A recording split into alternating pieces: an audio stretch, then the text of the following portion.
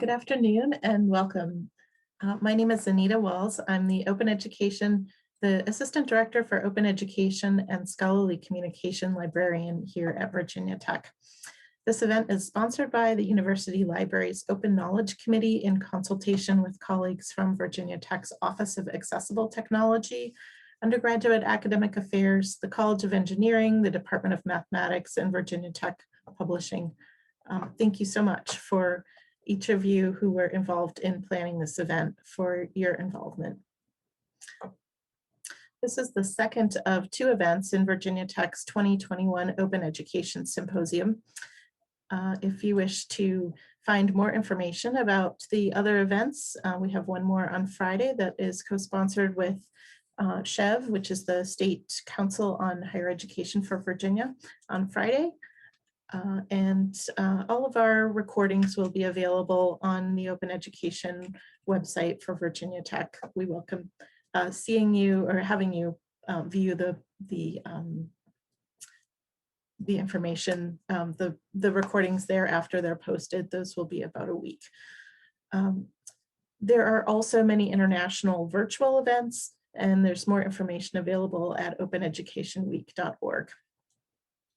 The idea for this presentation came out of multiple efforts to make STEM content, specifically math-rich open educational resources, accessible to people with low vision. Over the last 5 years, I have, with colleagues in Virginia Tech Publishing, experimented with several different methods for making math-intensive educational resources, open educational resources, accessible. These have involved receiving manuscripts in print, LaTeX, and Microsoft Word. We have worked with PDF tagging, LaTeX, and MathML in Pressbooks, as well as some other methods. We participated in initiated conversations with many of you on this call. In designing this program, we have two overarching goals in mind. We hope that digital math, STEM, and open education communities will catch a vision for what is possible regarding STEM and accessibility. And we hope you'll be motivated to learn more. We've created an annotated list of resources that we hope you will add to. This is available at bit.ly/accessible_STEM. That link should also be in the chat. We hope that you'll gain greater insight into the importance of making and sharing content, which is not only openly licensed, but is also accessible. With that, I'd like to introduce you to our speaker. Dr. Volker Sorge is Professor in Document Analysis and Accessibility at the School of Computer Science at the University of Birmingham in the UK. Dr. Sorge leads the Scientific Document Analysis Group, whose research primarily focuses on mathematical document analysis, diagram recognition, and handwriting recognition. He's worked on STEM accessibility for many years. As a visiting scientist at Google, he integrated math support into the Chromevox screen reader. As a member of the MathJax consortium, he has worked on formula accessibility on the web. Most recently, in collaboration with the Pretext Group, the National Federation for the Blind, and the American Institute of Mathematics, he contributed to the automatic transcription of LaTeX textbooks into tactile Braille books. In his startup company, Progressive Accessibility Solutions, Volker focuses on exploiting pattern recognition and image analysis technology for automatically making STEM diagrams accessible for use in teaching and science. He studied mathematics, computer science, and philosophy at the University of Würzburg, University of Texas at Austin, and the University of Saarbrücken. He holds research masters in mathematics and a PhD in computer science and computational logic. Please give a warm, socially distanced welcome to Dr. Sorge. Hello, thank you. Thank you very much for the kind introduction.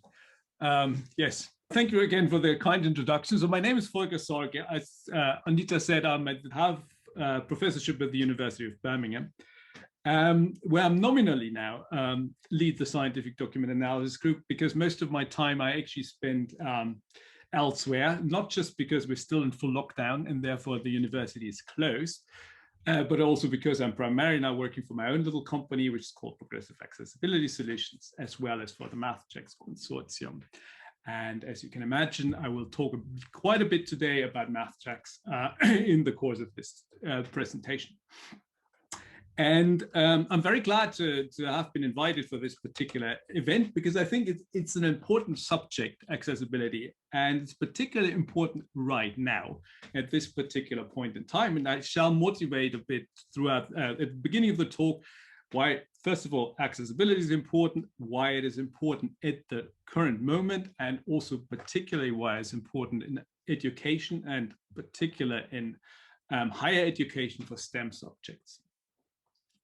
And I will, so towards the second part of my talk, I will then talk a bit about the science behind some of these techniques that we're working on, as well as some of the technology that's already available, and hopefully that will become available in the future to help everybody with making their content accessible, and therefore also helping people to actually access it. So first question is, of course, what is accessibility? Can we somehow define accessibility? Well, first of all, what is it about? In particular, in our context, most people, when you tell them what accessibility, they think maybe about ramps being built to buildings, or alternatively have large cubicles in toilets. But when we talk about accessibility, we mainly talk about accessibility, which is about overcoming barriers that we build by building more and more modern electronic gadgets.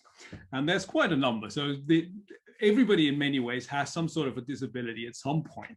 So there's obviously people that are born or have had a disability due to a later accident in life, like visual disabilities. People are blind, low vision. But there's other things to consider also, people that are deaf, that have oral distractions, people that cannot use certain gadgets, like because they, for instance, can't use a mouse. They have to use, they have other limited fine motor skills. They can only, for instance, access a computer with their mouth, etc. And various other cognitive disabilities, which particularly are interesting, I always find in a university setting, which have to do with things like dyslexia and dyscalculia, etc., for which we're trying to provide something that overcomes these barriers. And I always like to say, well, everybody's not fully able at some, or everybody is not fully able at some point in our life. So we all have some temporal or situational disabilities at some point. So for instance, if you work outside and there's a lot of sunshine, all of a sudden you have glare on your screen, then you might want to change the setup there. Or aren't we all glad, for instance, that when we drive our car, that the GPS automatically changes to night colors when the sun goes down? And all these are in many ways disabilities, and disabilities we have to take account for. And in particular, important this is in the field of inclusive education, because equal access to education is an important human right, and everybody should have access to education regardless of their special needs. And consequently, it is important that in a teaching setting, accessibility is guaranteed. And again, I'm not talking about wheelchair accessible lecture theaters. I'm talking about the actual teaching material that has to be accessible. It's no good if I can get into the lecture theater and find a seat if I then cannot participate in the lecture because I simply cannot use the same material as my peers around me. As a consequence, there's been, not just now, but for centuries, as a matter of fact, but particularly over the last 50, 60 years, there's been a lot of work on providing things like alternative formats and specialist help for people in education setting to ensure inclusive education. But often these efforts are made mainly in primary and secondary schools, so K to 12, you would say in the US. And then for somehow, once the university stage is there, it becomes less, the support becomes less widely available for students with special needs.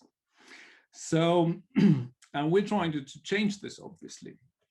And how are we trying to change it? Well, let's first have a look at what is the historical solutions, or what are the historical solutions to these problems?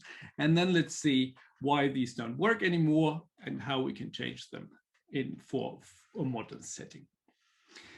So historically, you would give students with special needs alternative material. When I say alternative material, that means instead of say giving them a book which is printed, you might give a blind student a book that is embossed in Braille. Likewise, you can give them an audiobook. You can give them a textbook that has been read out by an expert, and they can listen to it, they can rewind things, and they can thereby follow the book. Engineering students, for instance, but also students in mathematics, they would then get particular embossed diagrams in order to follow graphical content.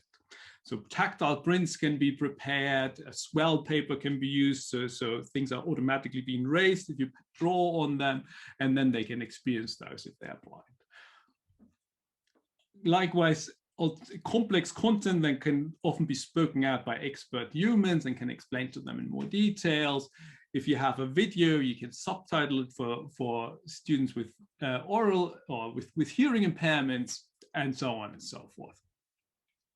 And likewise, in exams, people would get specialist support, they would get amanuensis if they can't write, and so on. These days, this is a lot harder to provide because there's a couple of reasons for that. The first reason is, of course, that now a lot of content is in electronic form. And not only is it in electronic form, but it's also being prepared on the fly. So I'm aware that in the US, you still use, or people still use textbooks, but for instance, in my own lectures, for many years, I've told students, well, I provide handouts, and the handouts are good enough. You can have secondary reading, but there's no need for a specialist textbook anymore.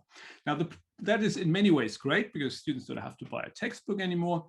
On the other hand, what is the effect is that these are my handouts, my lectures. I can change them the night before the lecture, and I often do. As a matter of fact, this is not just me. I know that happens a lot with other students, and we are always told by our accessibility support service, well, provide certain students at least 48 hours in advance with the teaching material, but often that doesn't happen.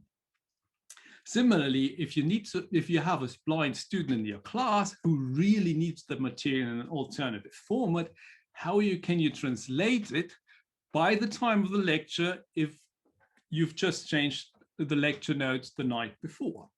So all these provisions that used to work historically don't really work anymore in the light of ephemeral material like teaching material on the web. And it's getting even worse. So what about COVID-19? Now, all of a sudden, it's not just the teaching material that we put into learning management systems. Now everything has to move online, right? It's not just the handouts, but it's also the teaching, the entire learning experience. Exams are online, even the social interaction. So that means that there are even more barriers that are being built, because while maybe previously a student who had some problems reading something or couldn't hear something properly could ask a peer whether they could translate them for it, could translate it for them, or could help them with a certain material. Now that's no longer possible because everything is social distant. They all sit in their own little dorm room and that's it. And likewise, no experts can read them formulas, and there is no way of an amanuensis coming to help them writing their exams. And for us as well, all of a sudden we have to subtitle lecture videos. Now that's, if it works, it's great. Unfortunately, many subjects, in particular STEM subjects, automatic subtitling is not really an option yet. So we're in a pandemic. Does that mean we should forget about accessibility or have it as an afterthought? And obviously my obvious answer here is no, we shouldn't. And why shouldn't we? Well, because it's important for the people that need it, but it's also important for us that do it in a way, because there's a couple of questions I want to debunk here. So for instance, there's always the usual replies of, well, don't we have more pressing matters now? Don't we have to move things fast onto the web? Doesn't it bog us down trying to make everything accessible? And my answer here is, of course, no, it doesn't. Actually, it's the opposite. Because if you now do a rush job, all that means is that you put bad material online and eventually it comes back and haunt you. And you still have to put in the effort of making it accessible. And it doesn't really go all that much faster, because if you know what you're doing, and if you just put in this little epsilon, this little extra bit of work right now, then you get not only accessible material, but also future-proof material, and material that you do not have to constantly go back and revise.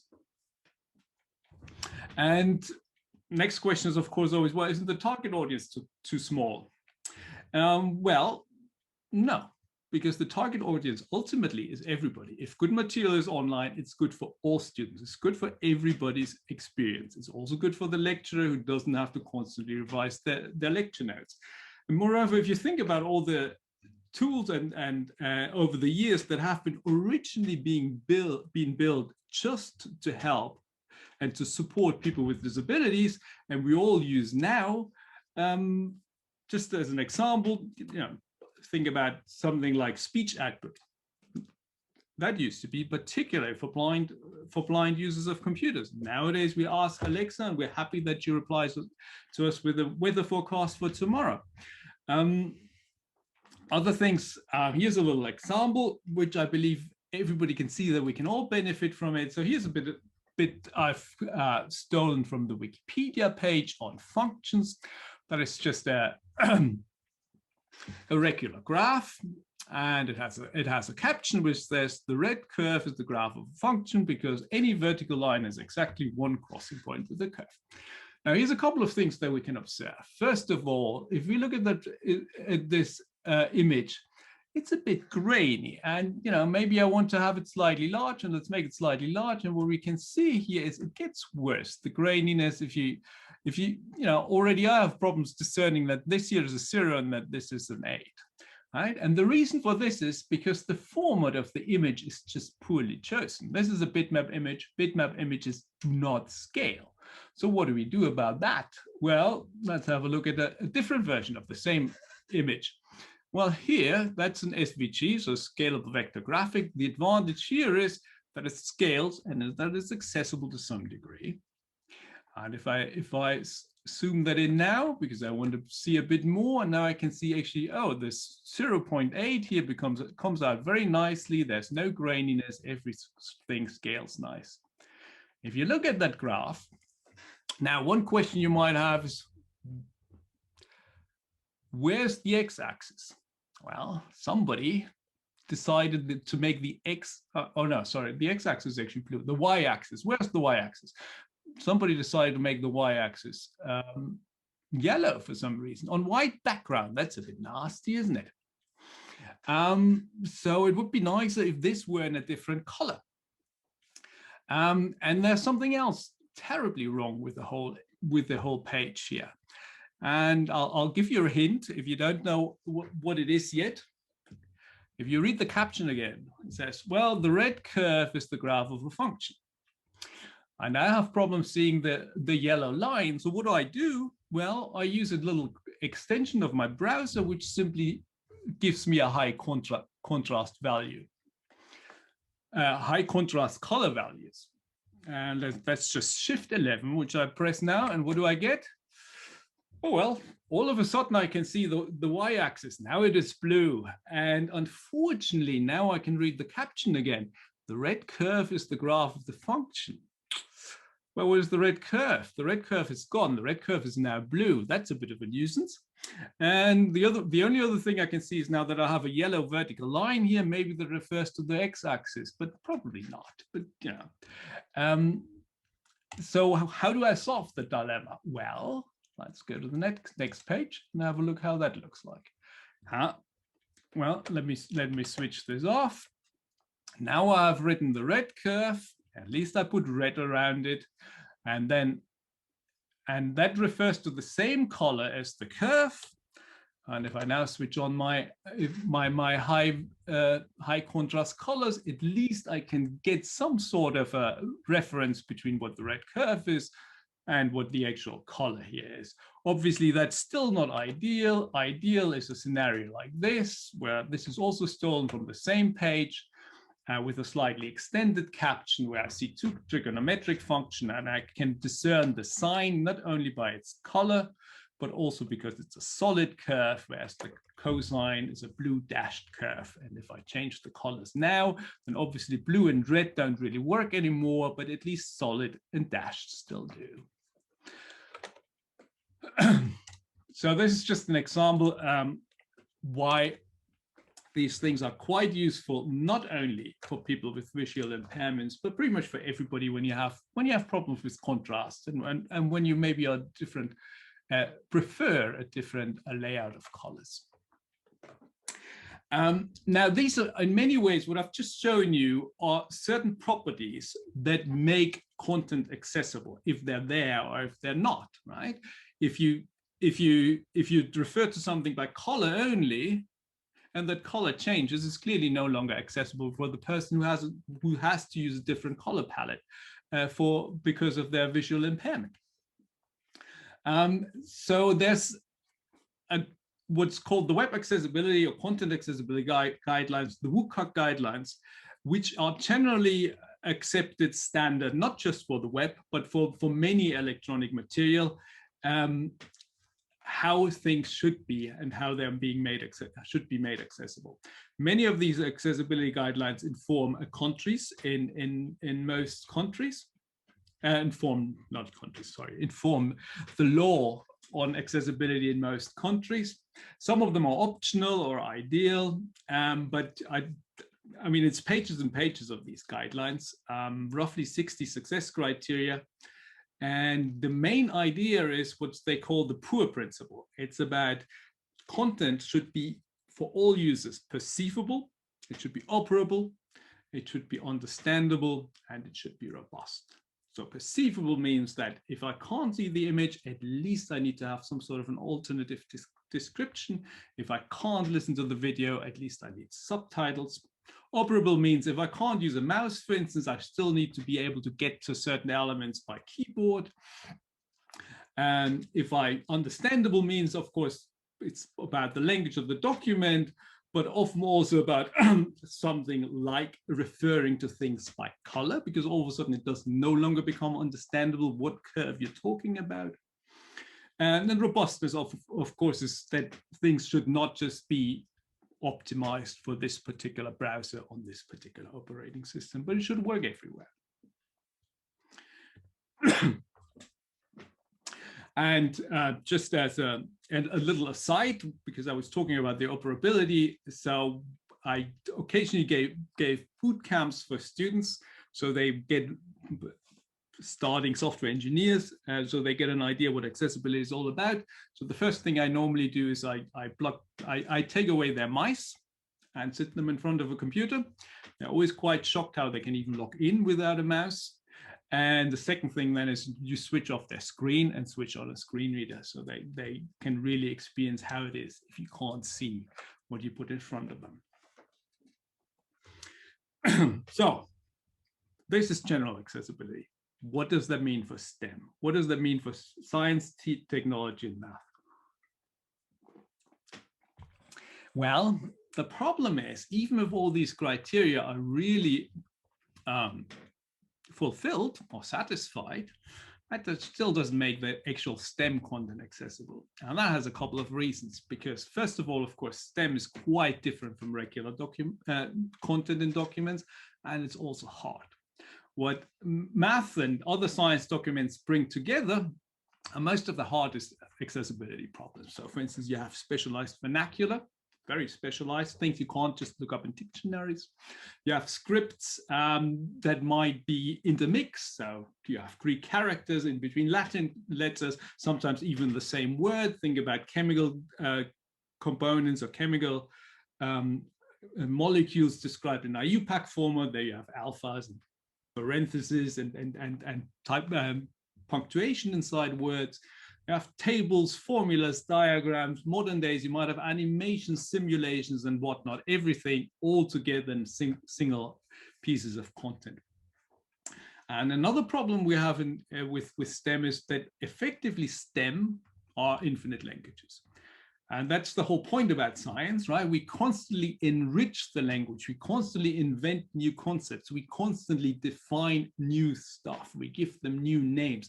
So it's not like in English where, you know, an Oxford dictionary has to be revised every few years, adding a few words, chucking a few out. In scientific languages, this is not enough because it grows every day, meaning that you can't really declarative prescribe things, and all these standard accessibility techniques that work for standard content really fall flat. And even if solutions exist, most solutions are really just good for K-12, because that's, let's face it, this is where the commercial market is. But it doesn't have to be that way. And that is one of the things I often get asked, and I would like to debunk a couple of standard and common myths about STEM accessibility. So one is, for instance, that people think that PDF, once I put a PDF document on the web, it's accessible. People should be able to deal with this. It's definitely not the case. It's very rarely accessible for regular text. It is definitely not accessible for when you have mathematical content in there. Just try to copy out a mathematical formula out of a PDF document and see what garbage you get on your console, on your text editor. Another problem is that people often are being told, well, you have to entirely change how you work. We want everything from you in Word and MathML, otherwise we can't make it accessible. That's also not true. By all means, do not change your authoring habits. Do not move away from things like LaTeX, etc.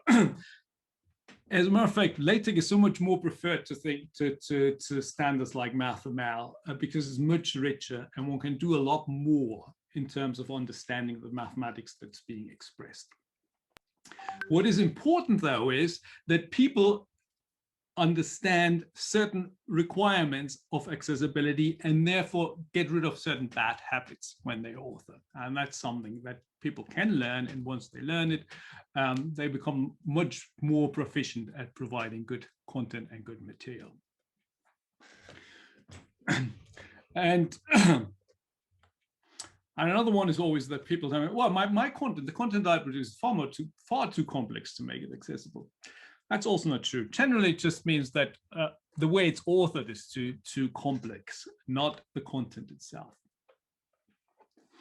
And I'll tell you how to make some of the content accessible.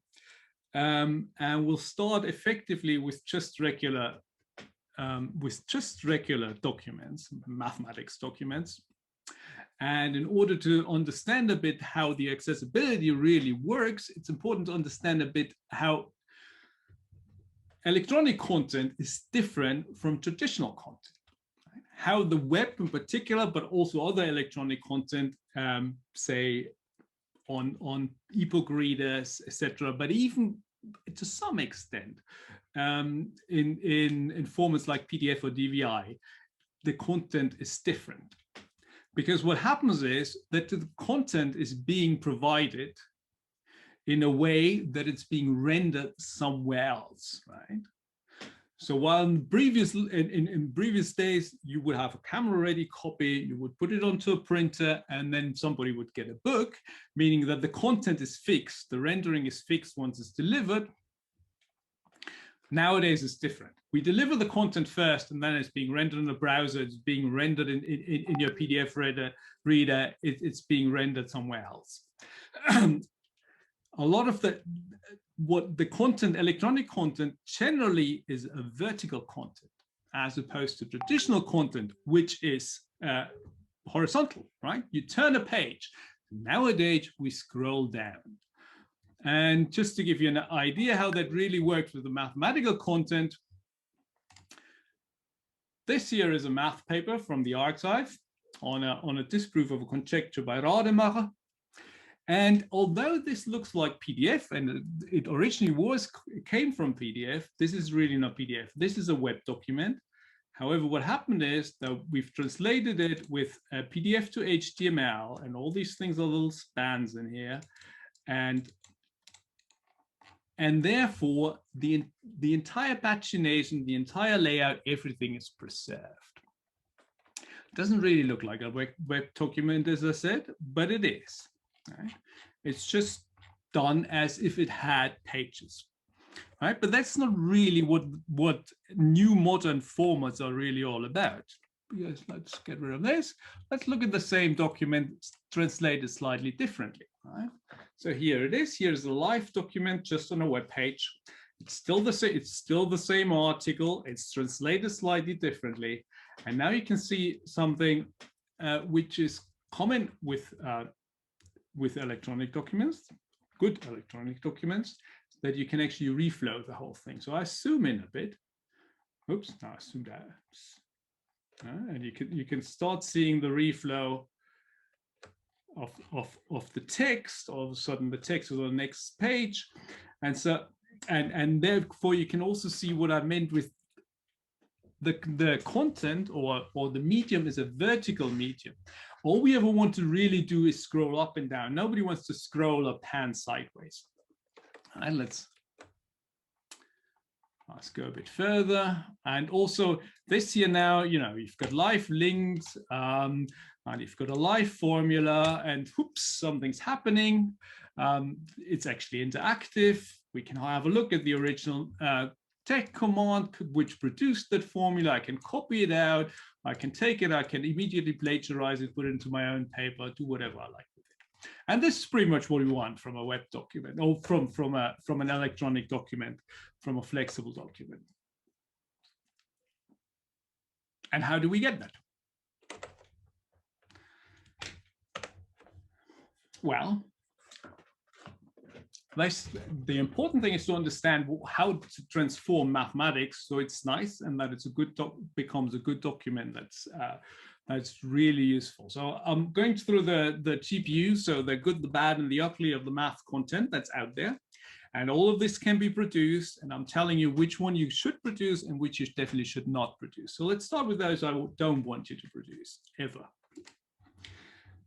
So this here is a web page, which is MathWorld. Let's zoom out a bit. So this is MathWorld, and it's got some really old content on here. This is quadratic formula, of course. And what you can see here, this is a picture, this is an image, a bitmap image, similar to that graph we had earlier, and it's really grainy. And once you need a higher zoom factor or go in a different form factor, you can see this is really, really ugly and hard to read.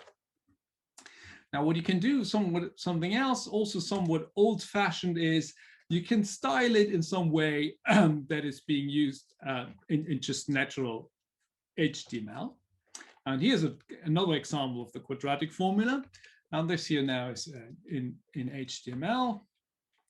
And as you can see, it's quite ugly.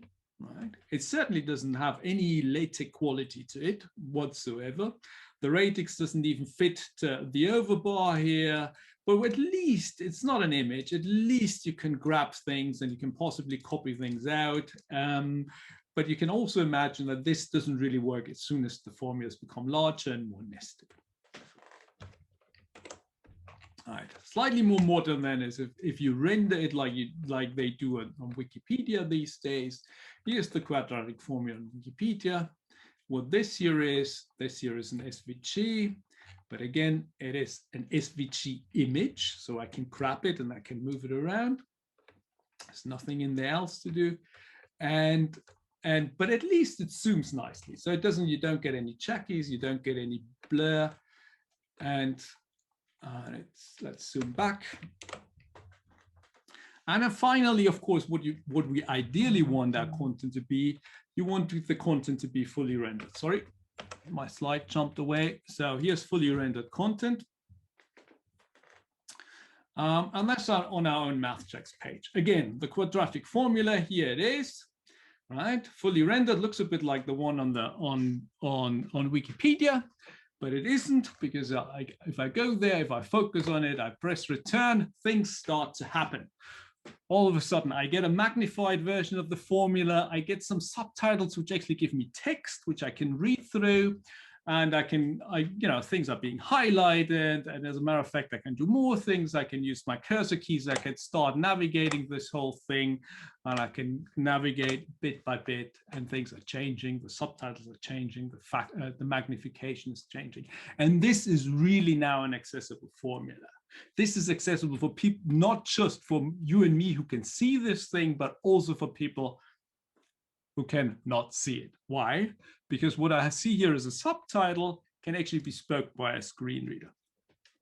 And I show that to you now on those slides, because obviously the one thing I don't want you to say is, well, this is the MathChecks webpage. Of course, you've got all kinds of fancy things in there, but can I do that as well? Yes, you can, of course, because these slides here are running at home on my computer.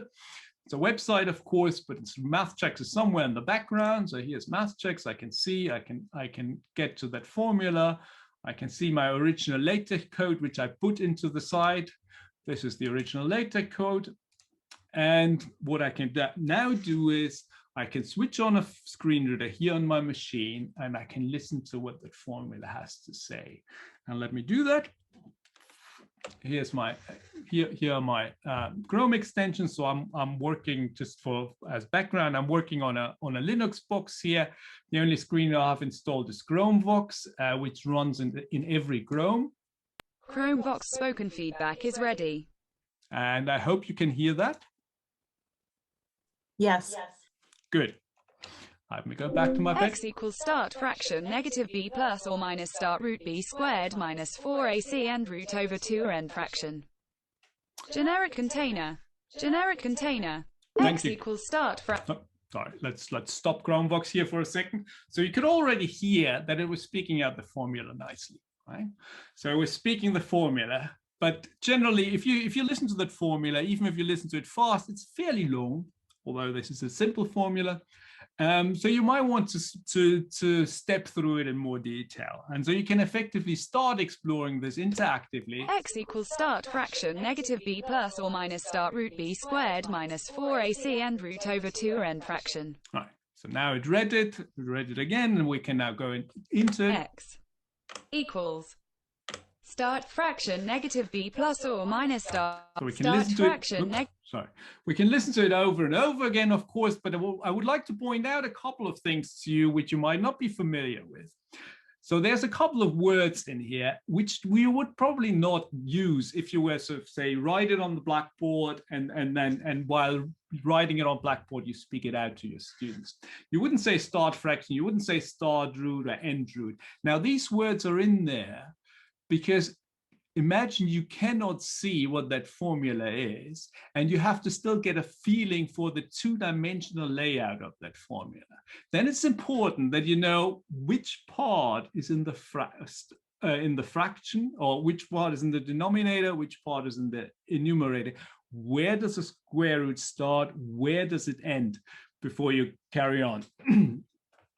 And naturally, this doesn't really sound very natural. There's different ways you can pronounce this. I give you a different one. You can switch to a more natural way. The fraction with numerator negative b plus or minus the square root of b squared minus 4ac and denominator 2a. Right. So this is a more natural way of reading it. It's more natural. However, it's less disambiguating, meaning that the more complex a formula becomes, the harder will be for students to actually listen to it and know exactly where they are in the formula. Right. So as I said, all this is being rendered with MathChecks in the background, and the actual input is LaTeX. It also takes things like ASCII math and MathML, and it produces the output straight away in the browser. And there's nothing really to do apart from putting your LaTeX into it and one extra line into the HTML code which calls MathChecks from the web. And that's it. And things start rendering. And the accessibility is built in. So in many ways, there is no excuse to have non-accessible math on web pages. Unfortunately, there's still of that nature out there. Let me switch off my screen here because otherwise it'll interfere. We have 2 questions that I wanted to see if you could answer. One is whether students who frequently look at math read aloud to them understand the way it's spoken by math jacks? Right, that is a good question. So what we implement two particular grammars in there. One is called math speak. So it's a grammar that goes back to Abraham Nemeth, the person who also did math braille. And he kind of put together that grammar as a standard grammar, how things should be spoken. It's of course enhanced because we do a lot more kind of semantic recognition, if you like, where we recognize more mathematical constructs, which then can be spoken directly. And the other one, the second one I showed you is called ClearSpeak, which was developed a few years back, maybe 10 years ago, 15 years ago by ETS, by the Electronic Testing Service. So students are generally familiar with MathSpeak and ClearSpeak up to a certain level, as it's more natural and it's more in line with what teachers would say. I assume they understand it quite well. I have to admit, we have done quite a bit of testing. Particularly recently, we've done testing within a different project with students in India, and there is a certain learning curve. But once they have that learning curve, in particular, once they have the interaction as well available, then it becomes quite, so they become quite proficient at it. Was there a second question? That's really helpful, yeah. Second question is, I'm getting a lot of reverb here, I'm not sure why. Probably Chromebox is always making problems when it's switched on and off. This question asks whether there's a way to copy an equation from a page with math jacks in it and then paste the verbal description in another document. Of course there is, but you wouldn't really want to do that. You can't do it here just like this. However, there are several ways to do it. So one way is on MathJax, we've got a page where you can get all in various locales. You can verbal descriptions out for formulas. Another way, and a much better way to do this, is if you want to do that for an entire document, we do have scripts and programs that let you do this in bulk within your accessibility workflow. I will discuss some workflows towards the end, time permitting. I'm mindful that the time is already far ahead. But there is a number of workflows which you can use just to get speech out and to get speech integrated into your documents, if you like. That sounds great. Thank you.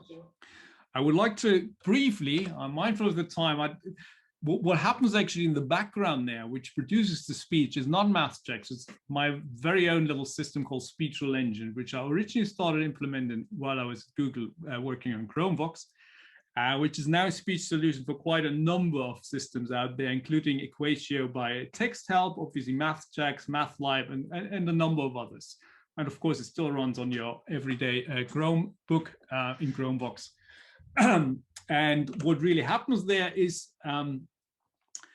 in order to produce the speech, or in order to produce good speech, let's put it this way, it's not enough just to look at the actual representation of the mathematics as you would find it in LaTeX or in MathML, because that is just very, very flat. Right? What you really want to be able to do is you want to understand where an equation is being split up, what operators are in these things, and then use that information. And what happens is that there's a pattern recognition in the background, of course, and there's a semantic representation that is being created bottom up from the visual representation. And I'll just show you how that semantic representation looks like for a very simple equation like x squared plus bx plus c. So the semantic representation here is represented as a tree where you then get an equality of two sides, on the 0 on the right hand side, on the left hand side you've got a sum with 3 sum ends, and so on and so forth. And this is in many ways how the actual representation then is done in the background, and how it's being folded into the formula that is being displayed. And thereby we make use of what's called the separation of concerns for the web, that you have parts which are responsible purely for the display and the styling, which is primarily HTML and CSS.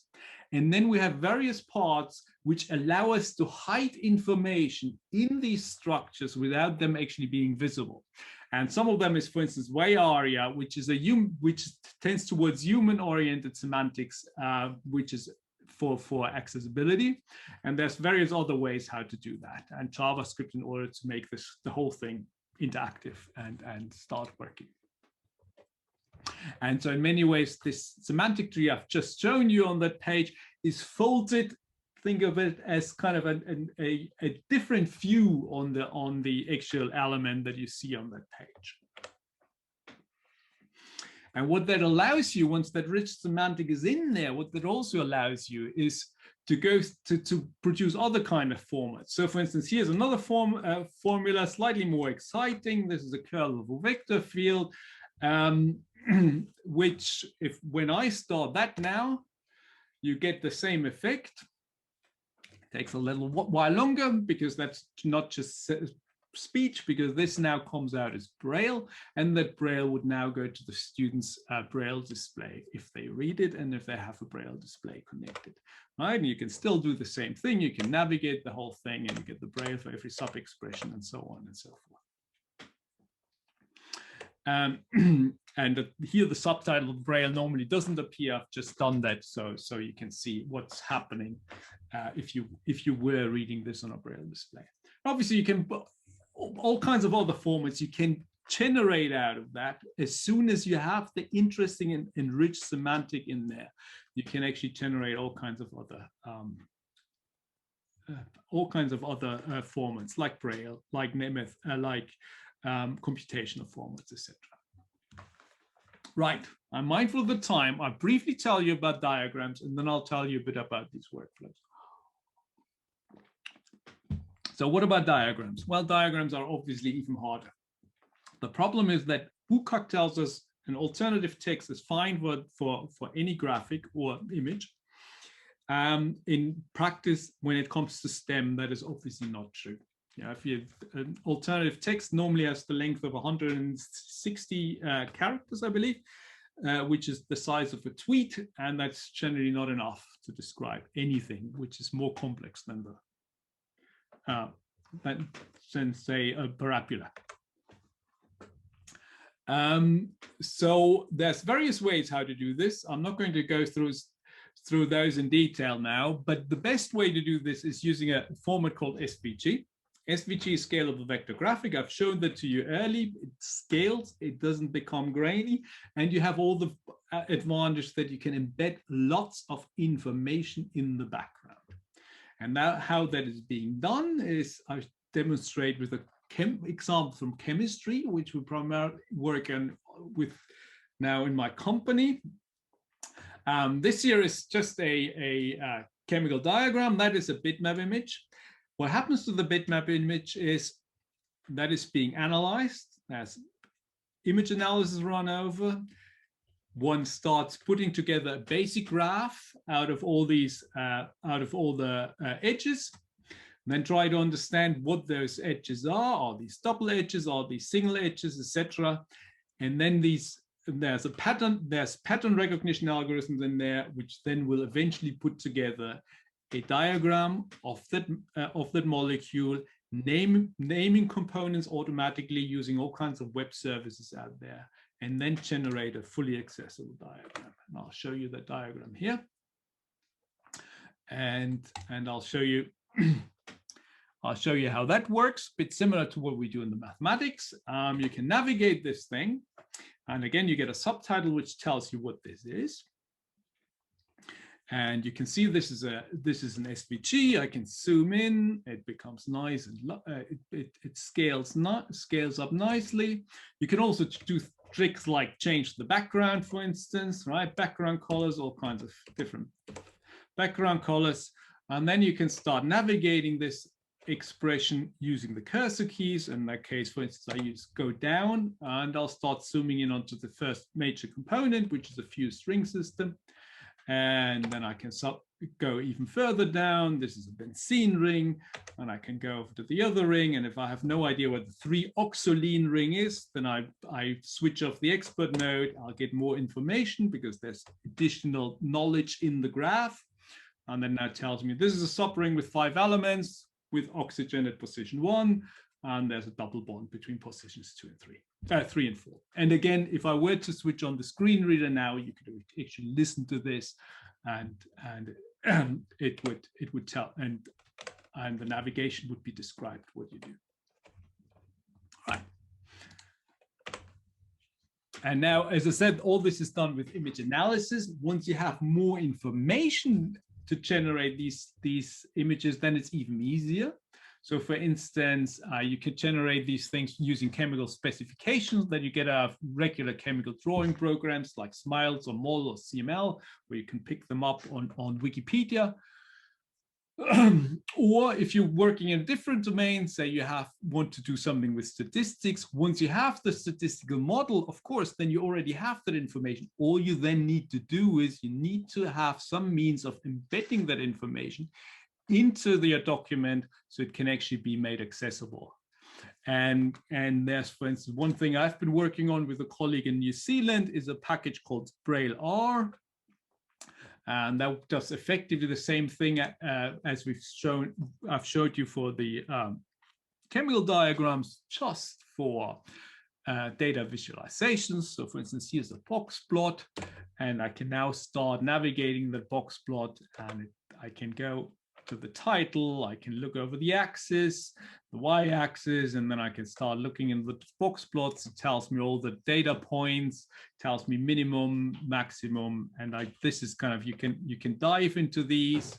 You can dive into these and start walking around, see what the quartiles are, or you can move over to the next element, and so on and so forth. So you get a hierarchical view on these elements, which allow you to actually experience this diagram, the data visualization.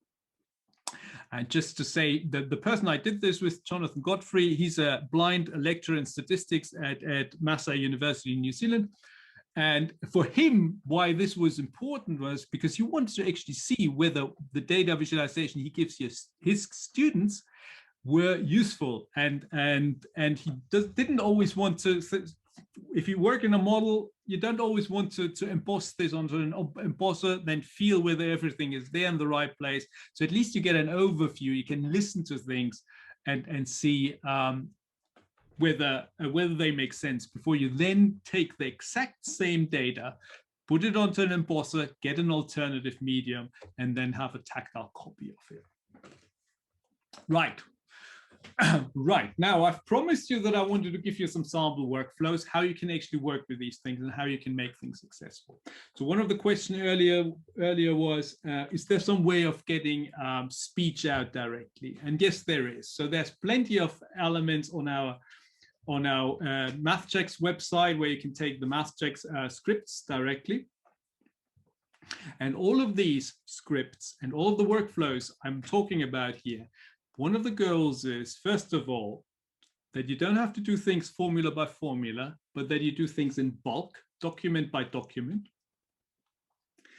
That you do not need to change your authoring habits. You do not need to move away from whatever. If you're using LaTeX, you can use LaTeX. If you're using Word, you can use Word.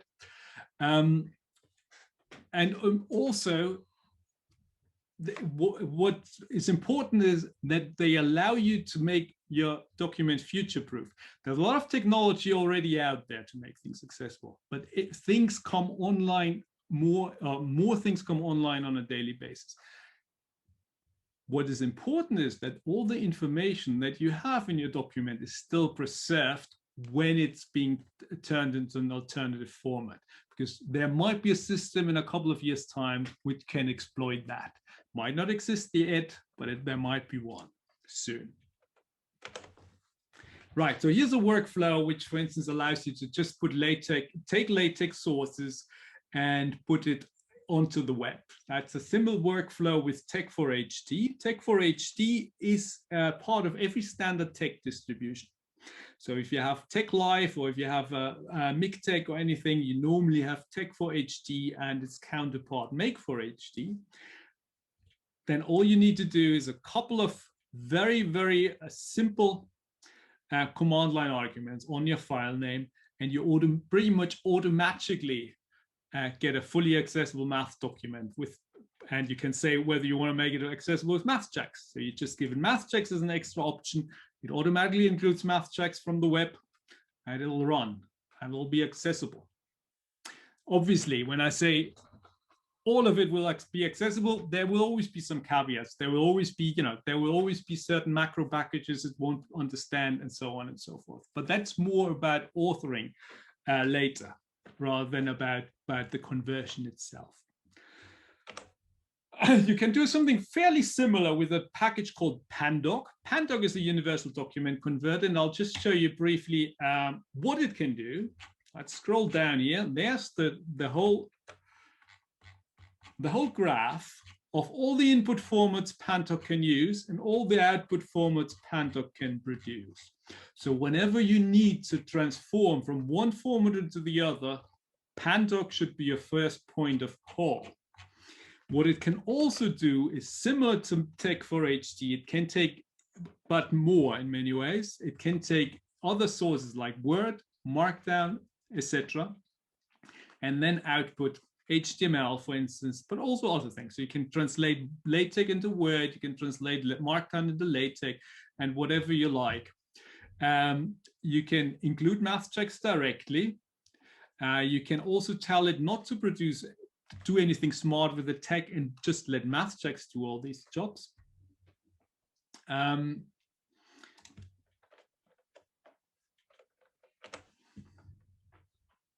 Right, and these in many ways are, here the idea of these workflows is that you translate from something benevolent into something, into another benevolent format, I would call those. There's malevolent formats out there, and those are what print formats. And one of the old print formats were, for instance, PostScript, but the new print format, of course, is still is PDF. And the problem with PDF is that once things are in PDF, it's really a nightmare, or it can be a nightmare. It's difficult to generate accessible PDF as it is right now. There are important things which you often get wrong, or which the generators often get wrong. Those are things like reading order, alt text, header nesting, and you often have to work a lot with Acrobat Pro, Adobe Acrobat Pro, in order to get these things right manually.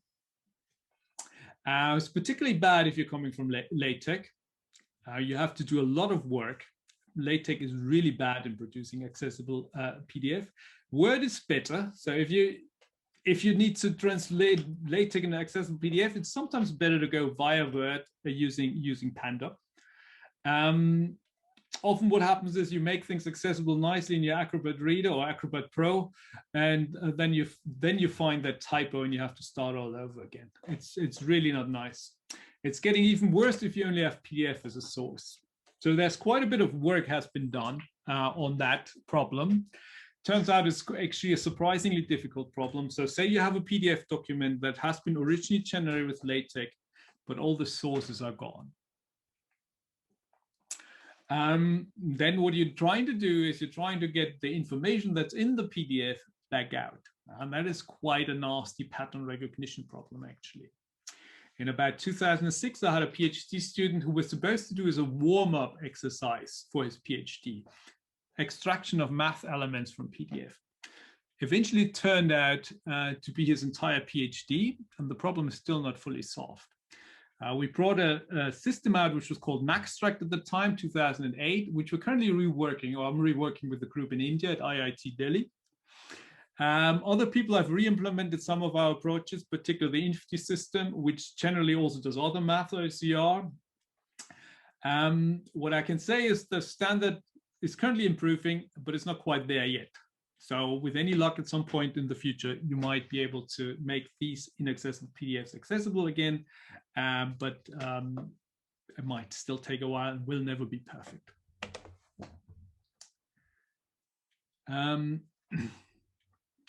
Let me have a quick check at the time. Yes, so another alternative workflow is, which we're currently trying to perfect and finalize is trying to get from LaTeX, in particular in pre-text format, to embossed braille. So where you can effectively have a textbook in pre-text, which pre-text is just LaTeX with some XML markup. So it takes the good parts of LaTeX, think about it this way, the maths markup, and replaces the bad parts, the document structure markup with XML.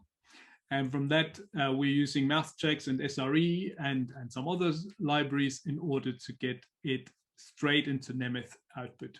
We're working on that with the NFB, and we have a grant from the American Action Fund to do that. And it's currently going pretty well. I'm mindful of the time, so I'll skip the graphics part. Graphics is quite straightforward. I've shown you some examples. Please, on the slides, there's the links, and you can certainly have a look at that. What else did I want to say? Well, one thing is, as I said before, please let nobody tell you that you have to change your authoring workflow, because this is just, this impedes creativity, in my opinion. But be mindful when you author that you might be authoring for something that goes beyond just that one PDF format you generate your document for. It goes beyond that single journal you're submitting your paper to. And therefore, don't stop thinking print only. That particular means stop thinking about manipulating the white space. In particular, when you're talking math formulas, do not put white space manipulations into your math formulas. The slash exclamation mark and all these nasty bits is really not good. It's really bad. You can imagine if we go out from single pages to this nicely reflowing document, you do not want any hard line breaks, hard page breaks, or anything of that nature, because that ultimately has to be filtered out somehow. There's a lot more tips I would have on math authoring. Just a few that I would like to, if you write math that should eventually be converted into a different format, think about not using all your homegrown macros. Think about using more standard environments as they are for list figures, etc. Don't use custom elements like list items, special list items, etc. Even if you're doing slides, say with Beamer, Pandoc does a great job translating those into web formats, for instance, but it has a hard time when you're using non-standard elements. Other things from a math checks point of view, try to write clean math, don't do too much nesting of text and math. From an accessibility point of view, no punctuation after your math elements. Please, please, please, if you write your formulas, why do you have to put a dot behind it? Because what happens when you try to make that accessible into speech, it becomes two elements. It's the formula and then the dot, right? So the first bit of navigation will go into either the formula or the dot. And then, and only then you get to the real math. And that is really, it's effectively a layer you put on top of your math, which shouldn't be there, and prevents accessibility. Well, finally, once you're doing all these things, or once you're trying to do all these things, is there some way to easily check whether what you've done is really accessible? Yes, there is, of course. First thing is always try some zooming. Does it work on all zoom levels? So here's I'm sure they don't work well, don't really work all that well. So here we see, that's not good. Now, next question is always, well, does it work on high contrast? High contrast is easy to check. There's a Chrome extension. It's Shift F11. Yep, works on high contrast. I can see pretty much everything. Next question is, does it work for keyboard interaction? Can you get to every link that's in the page? I'm not good. Well, I can do that here. So here I am. Well, and that's and I can get to all the links. Yes, fine. Other things you can try yourself. Well, you can try form factors, and I'll show that to you. You can switch on screen readers. If you're working on Apple, VoiceOver is Command F5, and it works. Windows, you've got narrators, Windows Enter. You can NVDA is free, JAWS is free for 40 minutes, easy to test. I use Chromebooks and Chrome. It's also nice. What you can always do is you can switch on the developer's console. It's there. It's a Chrome. I want to see my slides on different form factor. There's a different form factor, right? What is that? Oops, that always interferes a bit with my. Here's a different form factor. Let's get rid of this a bit. What do I want? I want Galaxy S5. So this is how my slides look on Galaxy S5. This is how they look on an iPad. And then the final little tool I've already brought up here, there's an accessibility checker here. You can generate a report with the Lighthouse checker. Takes a while. But once it's there, it will tell you what the problems are, particularly the accessibility problems, performance problems, all kinds of other little things as well. There you go. At least mine slides, so they should be 100% accessible. Not fully best practice. Performance is slightly less than it could be, but it gives you a good feeling that we're nearly there. And we're on slide 1, which is obviously not where we want to be. Right, so I think I should conclude. In the meantime, let me try to get to the final slides.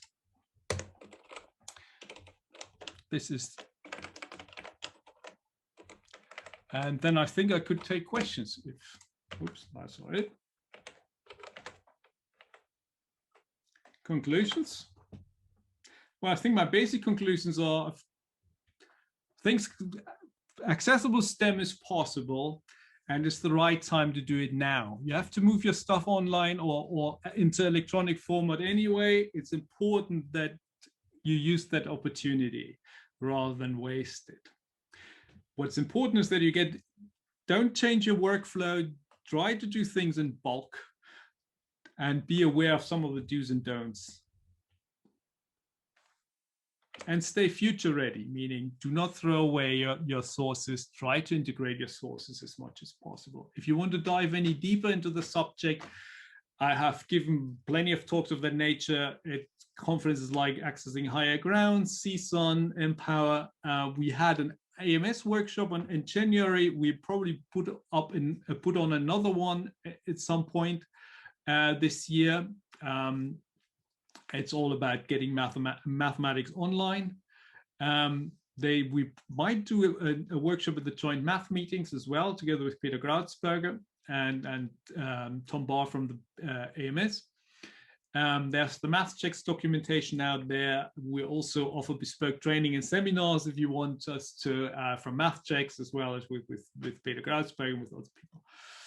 So there's plenty of things out there. I'm sorry for overrunning.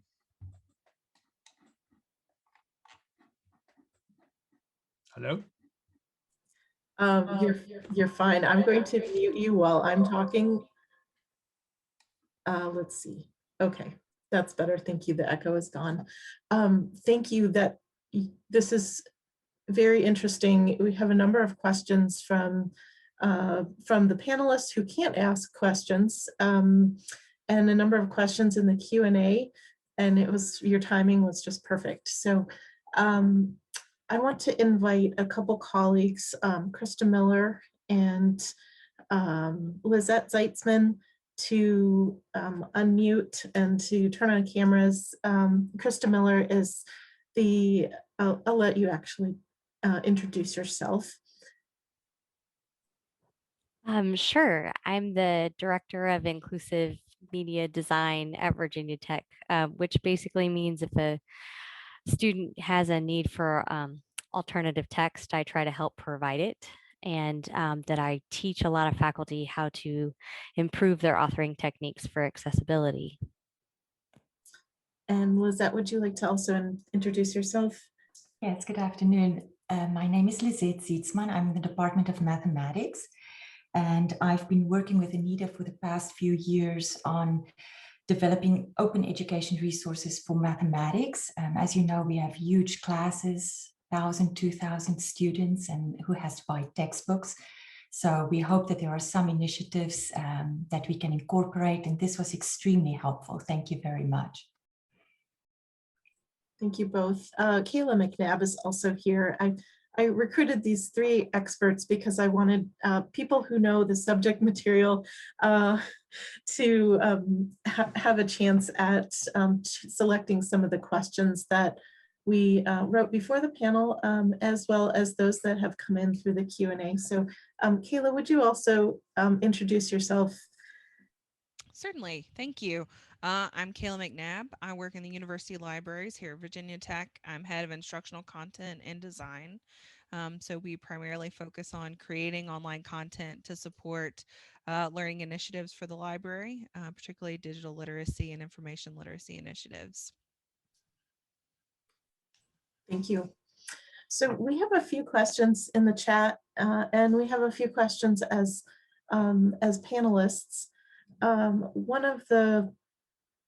of the questions that I think Lizette was asking earlier is about operating systems and software. Lizette, do you want to jump into? I'll post your question also in the chat, so everyone can see it. I can't put it in the Q&A. You mentioned future-proof material, and you talked about robustness. And how much control do you have? So we recently had a situation, we used a Canvas testing system, and the day of the exam, the minus signs didn't show up.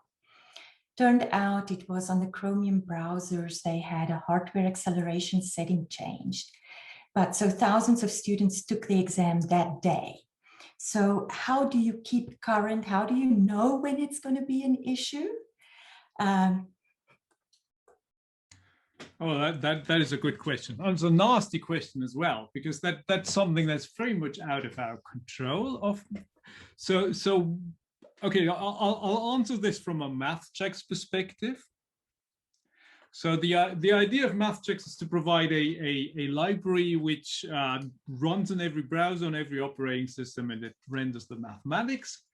However, there are certain glitches which happen during the rendering when the browsers, in particular, when they change from one development mode to the other, and so on and so forth. So we get quite a lot of issues which say things like, okay, well, this just disappeared in this zoom size on Chrome, for instance. Chrome is because they update in the background all the time. And then there's one thing like, one thing you can always say is, well, wait a day, it might change, it might change for the better. That doesn't help, of course, if you're running that exam right now, and I appreciate this. One thing that often helps with some of these things is changing things like zoom factor. If you're running things like with math checks, you can change the renderer. If it happens in HTML mode, we have other renderers like SVG that might help. If you're working with something, and I know that is very frustrating, if you're working with something like Canvas or Blackboard, unless you have control of it, or unless you have control of the people who control it on your campus, you're often stuck with whatever they provide you with. So often they don't switch on a single $ math, inline math mode, right? Because that's an option.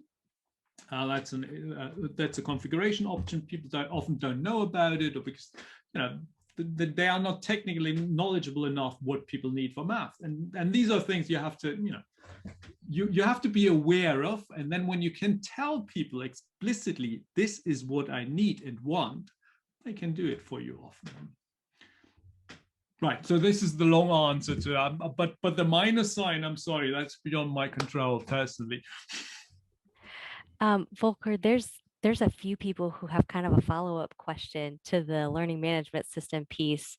So Canvas in particular has the HTML embed option, and several people want to know if they can use these techniques and just paste it into the HTML and have it work the way you demonstrated it. or if there's another way to integrate MathJax into the Virginia Tech instance of Canvas, for example. So the first thing is you should have a look at, check with your technical services whether they have MathJax in there. Most universities do. As I said, I mean, I can only talk about my own experience from Canvas and Birmingham. There is MathJax in there. It's a very old version, and it's a fairly old version. It's not very old, but it's fairly old. Inline math isn't switched on properly. This is but it works. So you can get your display math expression in there with $2 signs at least, and it should work. And if it works, it might be the same at Virginia Tech. Obviously, I wouldn't know. I probably don't even have access to your Canvas. All I know is that at Birmingham, they asked me whether I can update it for them, and I told them, yes, I can send you a quote. I haven't heard back from them since, but it's something for your technical staff, people to, you know, if you know what you want, tell them, and I'm sure they can do it.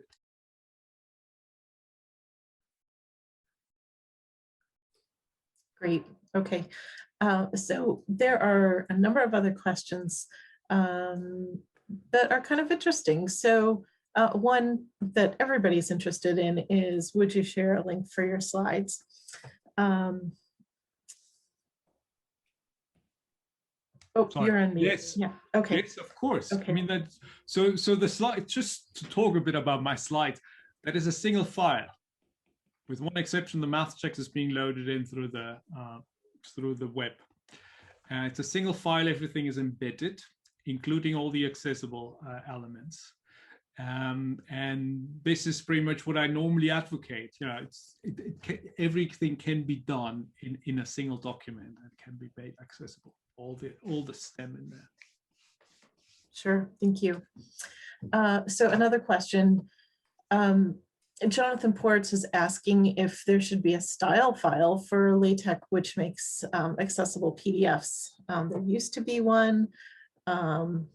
It seems unsupported. Do you know the history, and do you know anything about where that might be going?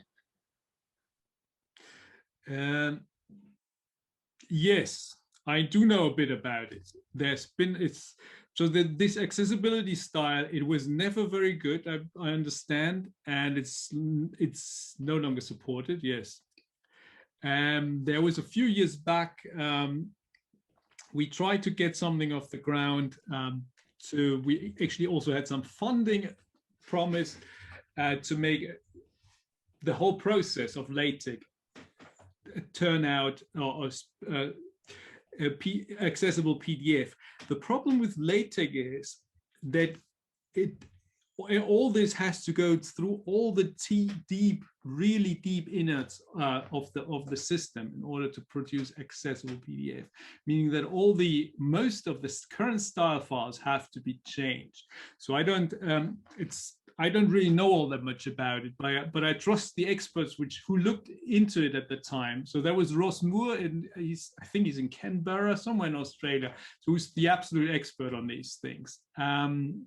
Who can, for instance, I think he's written a style file that at least I think puts MathML for certain math equations into PDF, which helps a bit. But Ross effectively said, well, he's going to leave his hands off that because it is a can of worm he cannot open, and which is very sad because, you know, in many ways everything should be there, and in terms of structure, everything is so much more neatly structured than, say, in Word. But the conversion is just not that great. And so my advice is always, well, use Pandoc in order to go to a different format and go then from there into accessible PDF. It's easier. We also have a Pandoc question. So if someone is using Pandoc and wants to HTML with the expressions in MathJax, can they tell Pandoc what start and end codes they would need?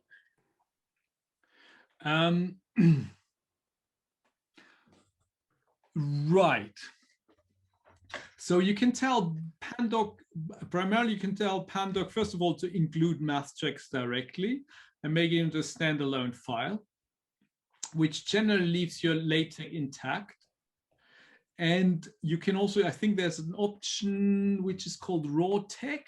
It's on the slides. I think there's an option raw tech, which means it will not touch any of the tech whatsoever.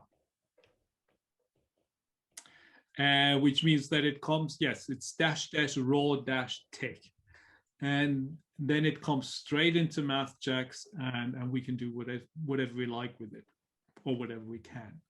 So what these converters often try to do is that they try to untangle some of the macros, and depending on how much they are aware of style files, and that sometimes goes wrong. Tech4HT is better for that than Pandoc.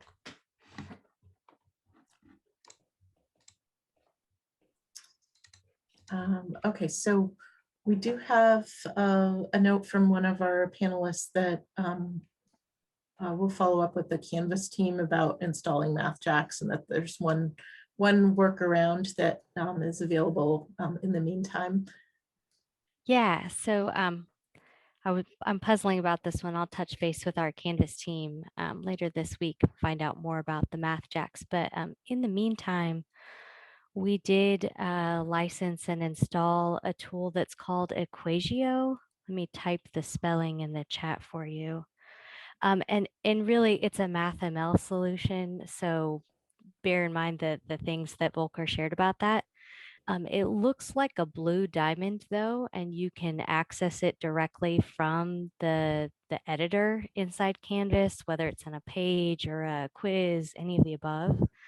And when you open it, it actually has a LaTeX option so that you can directly paste your LaTeX code in there, and you don't have to like recreate the equation manually or anything like that. So for the LaTeX lovers out there, that may produce a, and Lizette in particular, it might avoid the minus sign disappearing, because it does create that MathML image. So that's an option in the meantime. Yes. Great, thank you for that. Can I say a word to Equatio? Sorry? Do you want me to say a word to Equatio?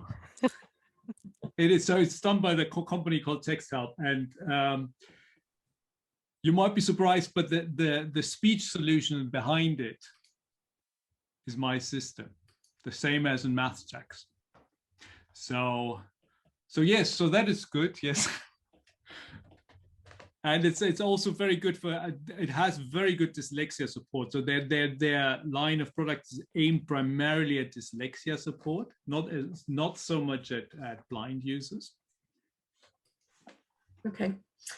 We have two other questions. One is about using an expanded UTF-8 character set to represent math, especially for metadata shared between systems. What do you think of that? So I assume you're meaning the upper plane or first plane math alphabets and these things. Yes, there's nothing wrong with that. We can, so in MathJax, we can use all of those. In speech, they're all supported. So there's all the systems which do not go beyond the regular character sets, but I support all of them. So it's all there. Okay. Yes, yeah, it's a reasonable idea. Yeah. You just have to be aware that not all of them are implemented everywhere. So sometimes you get these little boxes which which then represent some UTF-8 character on the upper Unicode plane. Yeah. And then one other question, and then I want to ask a kind of a little bit higher level question, but you showed the SVG files, and this question was, are all of the descriptions of the image examples embedded in the SVG file? Yes, they are. Yep. Okay. So the nice thing about SVG is you can do multiple things with it. You can have it very hierarchical, meaning that you can group semantically relevant elements together. So say for the chemistry, for instance, double bonds would be in a single, the two lines would be in a group, and then the ring would be in a group, and so on and so forth. And you can embed XML information in alternative namespaces, and on that basis, effectively, you embed a graph structure as a shadow DOM, and that's all in there. And then you need a bit of JavaScript magic to actually animate it. Great. Okay. So looking at the next, I don't know, 3 to 5 years, what advances do you expect to, or do you hope will happen with regard to STEM and math accessibility that we should look forward to? We've talked a lot about what we can do right now. What kinds of things do you think we'll be able to do in the future? Well, so one thing hopefully one should be able to do quite quickly is generate tactile output more easily. I mean, right now, from what I understand, it takes about 6 months for a textbook to be put into Braille and Nemeth Braille. So with the current workflow we're working on with Pretext, who do a lot of open source textbooks, of course, it should ideally be the workflow. There might still be a need for a transcriber to manually correct some of the math and some of the layout, but it should be a lot faster than setting everything by hand. So that's kind of a short-term goal. In terms of more long-term, I would assume that, so for instance, in math checks, we've now resurrected, somebody from Japan resurrected a graphing tool for the XY pick library. The next step for me will be to make that accessible. So obviously that's more of a research goal, because I have no idea yet how one actually makes XY pick images and things accessible. How do you explain a graph to somebody who can't see them, and these kind of things. TIXI hopefully will eventually be also on the agenda. You can already produce SVG out of TIXI. It shouldn't really be a big issue to also add sufficient semantics to some of these expressions and get some of these things out. Yeah, so from that point of view, I mean, other things in other areas, we've last or 2 years ago, I organized a hackathon at the Lighthouse in San Francisco, where we started making Jupyter Lab and Jupyter Notebooks accessible. So to have accessible computational devices out there and computational environments. In Pretext, there are Sage computations, which are partially accessible. Some of you might be familiar with WebWorks. Their accessibility is primarily based on the math checks accessibility. I understand they are quite happy with that. I have to admit, I know the people, but I haven't really used it very much. But Anita, you might know them, or I don't know, somebody.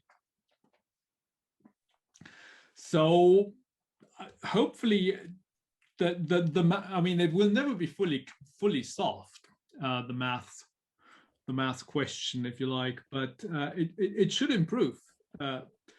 And what I'm hoping for is that we get away from thinking K-12 only and make more inroads into serious and more advanced mathematics university, up to research mathematics, where people can take the paper they get on arXiv, put it through the processor, get tactile math out, where we can understand more of the semantics.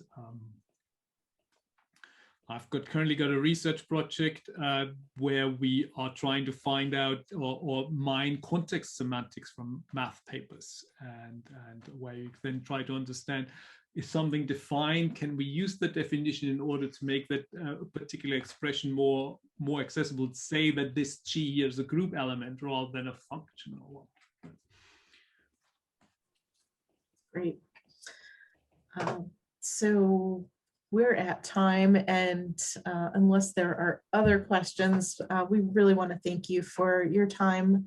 I know it's late there in the UK. You also said you're a night owl, but thank you for spending some of your evening with us, and for talking with our audience about all different kinds of things. We have a lot of different interests, lots of different contexts, lots of interesting problems and different levels of knowledge. And we sincerely appreciate your time with us today. So thank you very much. And thank you also to the planners of the event and the panelists who came to bring moral support.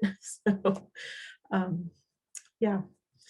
Well, thank you very much for having me. I assume normally would now start mingling for drinks, but I shall have a pint on my own then. Yes, Okay. enjoy a Thank you. pint on your own. And we will post the slides, the link to your slides on our slide link, which is bit.ly/Volcker Open Ed. So if we'll hopefully get that done fairly quickly. So all right, They are thank you there. very much. All right, thank you. Bye Thank bye. you. Thanks, everybody. Bye. Thank you. Bye.